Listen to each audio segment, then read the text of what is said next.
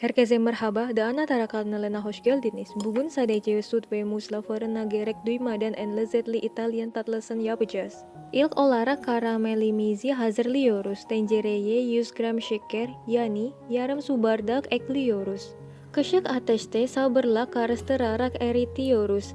Şeker 160 derece karamelize olmaya başlar. 170 dereceyi geçerse açılaşır. O yüzden rengi çok önemli. Karamel hazır. Şimdi tencereyi soğumaya bırakıyoruz. Bu sırada diğer malzemeleri hazırlayalım. İşte bu tatlınız yıldız. 3 adet çok olgunmuş. Kabukları kararmış ama içleri hala güzel. Indonesia'da bunları pisang goreng yapardık. Bugün İtalyan usulü değerlendiriyoruz.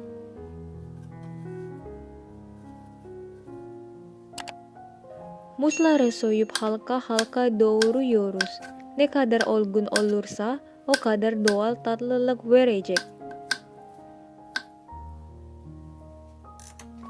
Doğramış muzları geniş bir kaşığa alıyoruz. Üzerine 3 adet yumurta kırıyoruz. 1 çay kaşık vanilya özütü ve isteğe bağlı 3 yemek kaşık şeker ekliyoruz.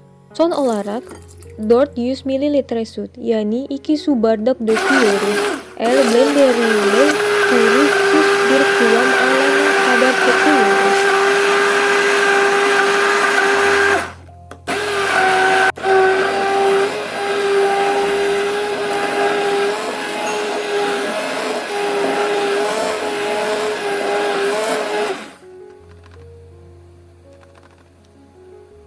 Hazırladığımız karışımı doğmuş karamelin üzerine yavaşça döküyoruz.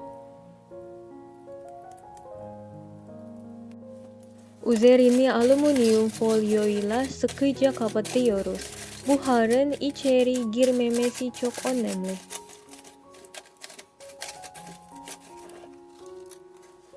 Tencereyi buharda 35 dakika pişiriyoruz.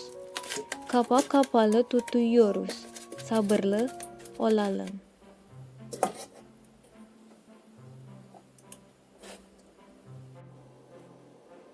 Pişme süresi doldu.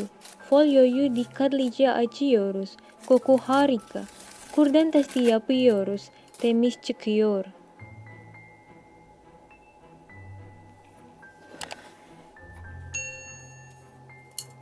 Bir servis tabak üzerine ters çeviriyoruz.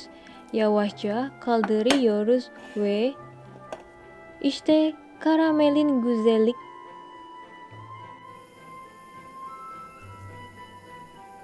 Üzerine kalan karamel sosunu gezdiriyoruz.